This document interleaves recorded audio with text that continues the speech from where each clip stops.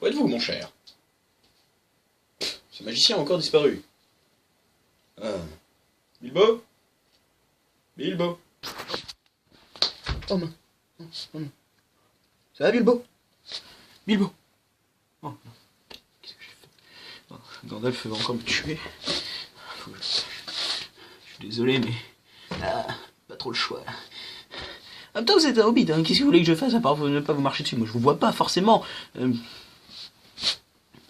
Bon. Bougez pas.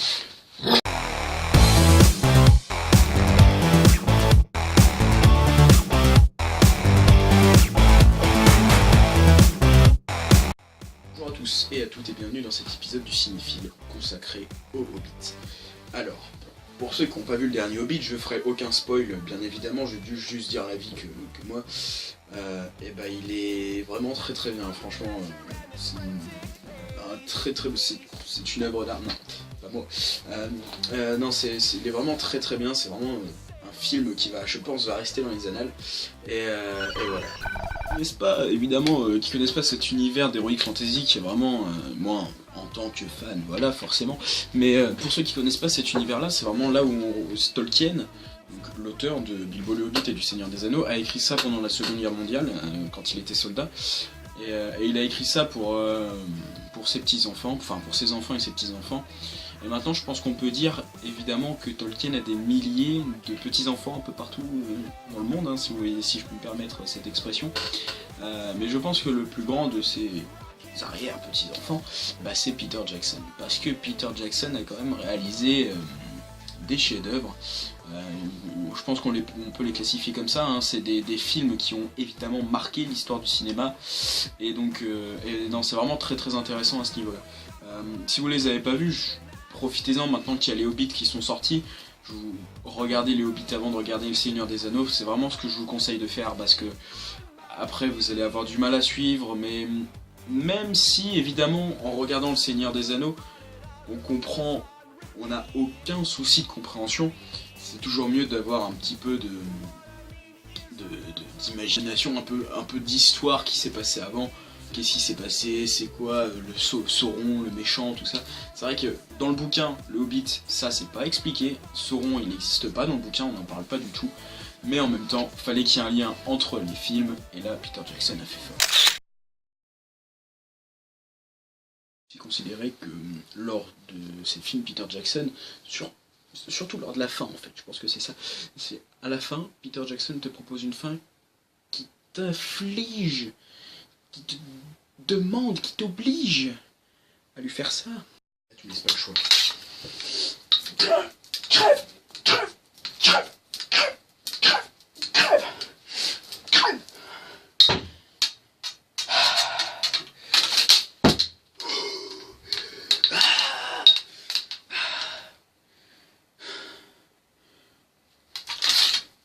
Crève, crève. Oui, j'ai bien sûr. Vous savez, si je pense que le meilleur exemple, c'est la fin de la désolation de Smaug, quoi. Tenez. Je vais vous rappeler, si vous vous en souvenez plus, je vous remontre ces images qui étaient particulièrement énervantes. Je suis le feu. Je suis la mort.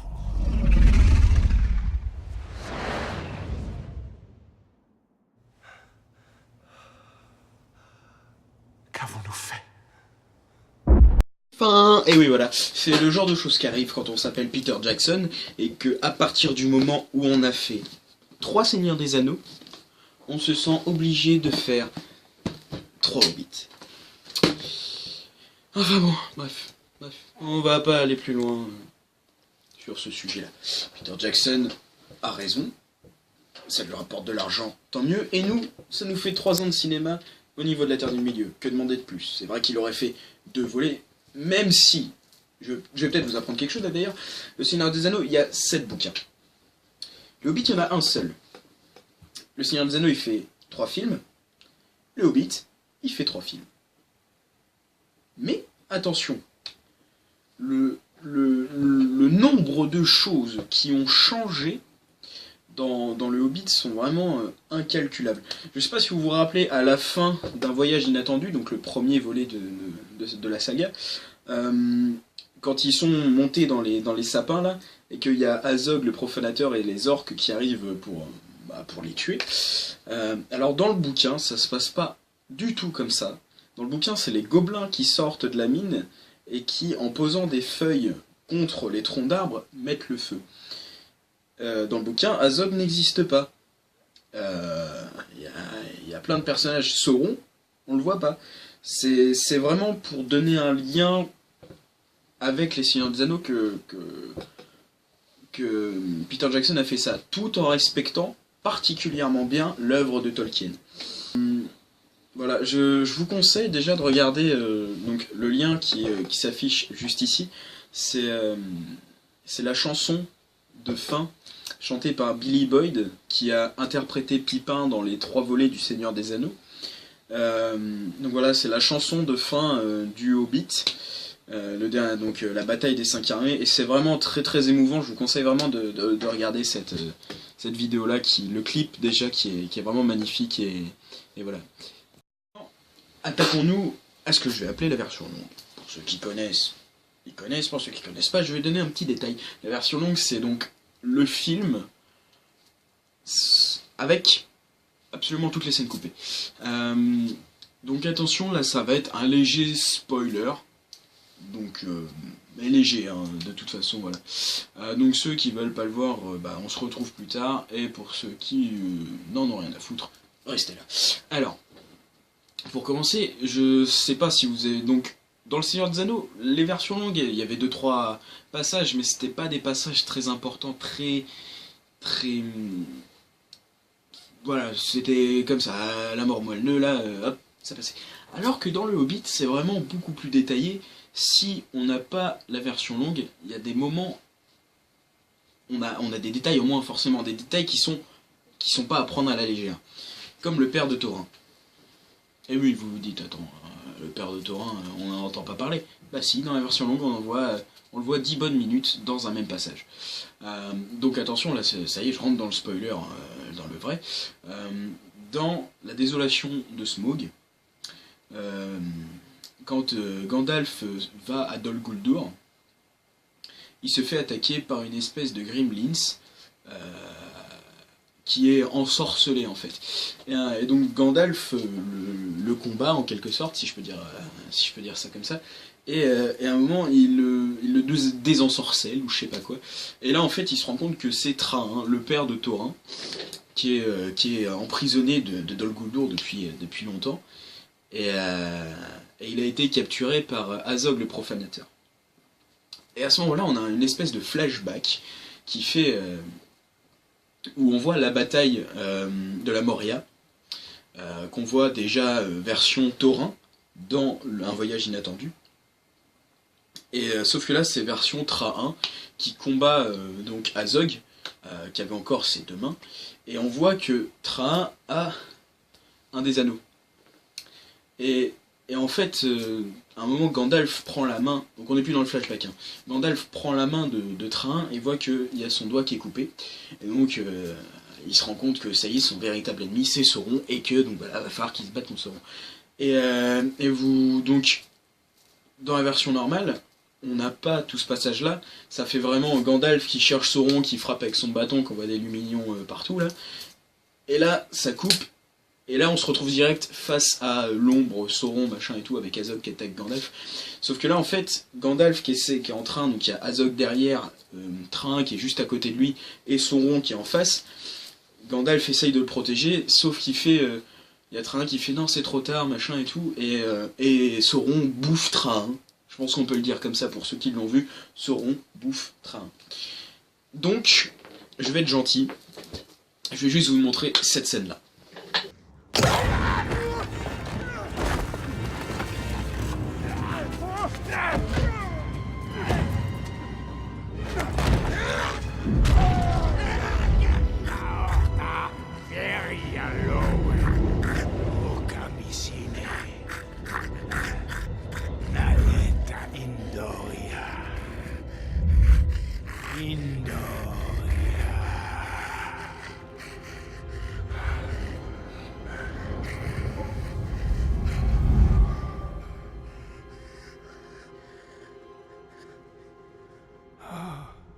Train. Fils de Tror. Mon vieil ami. Gandalf.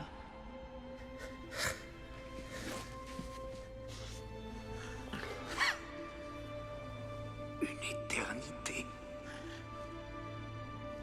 Une éternité entre ces murs. Je suis navré de vous avoir cru mort. J'avais un fils. Non. Je me bats à vos côtés.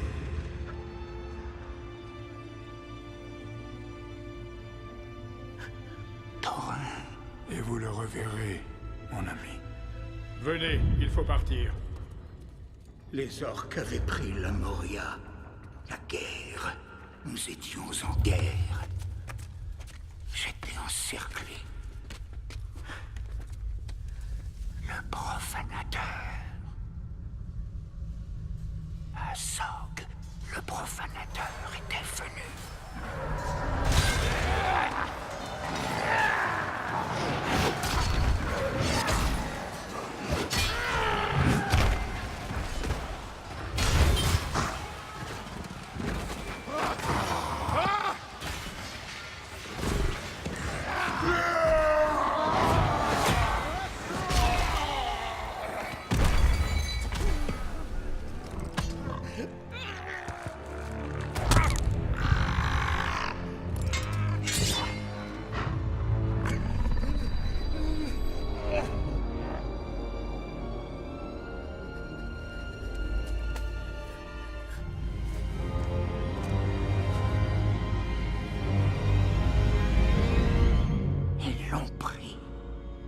Le dernier des 7.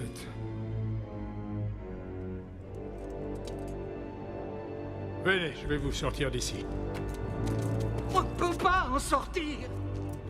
Ils vous en empêcheront.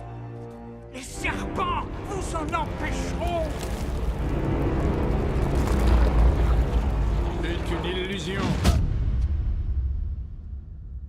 Juste une illusion. Et que vous ont-ils fait? Je ne leur ai pas dit. Ils ont voulu me faire parler, mais je n'ai pas dit un seul mot. Les avez-vous gardés en lieu sûr, Gandalf? La carte et la clé? Je les ai donnés à Thorin. Vous serez fiers de lui, il s'est lancé dans la quête pour reprendre Erebor. Erebor? Il récupérera l'Arkenstone. Les 7 armées des nains obéiront à un nouveau roi. Oh non, Thorin doit rester à l'écart d'Erebor. Nul ne doit entrer dans cette monde. Il les attend, Gandalf. Ils sont de connivence. Le dragon est l'unique. Et il faut faire vite.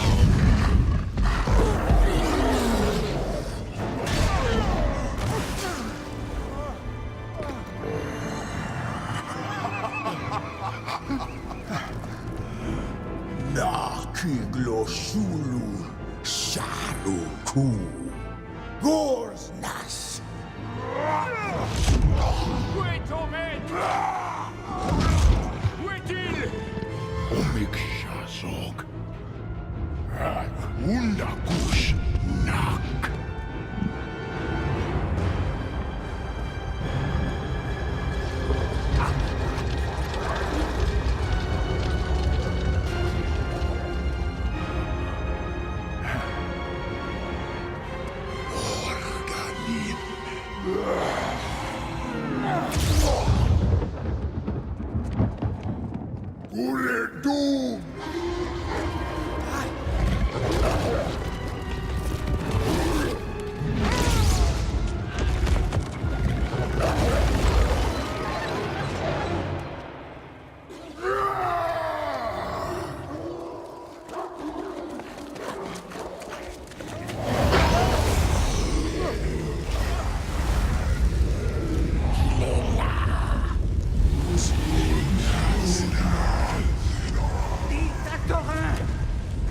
l'aimais. Le ferez-vous? Direz-vous à mon fils que je l'aimais? Vous ne lui direz vous-même! C'est trop tard.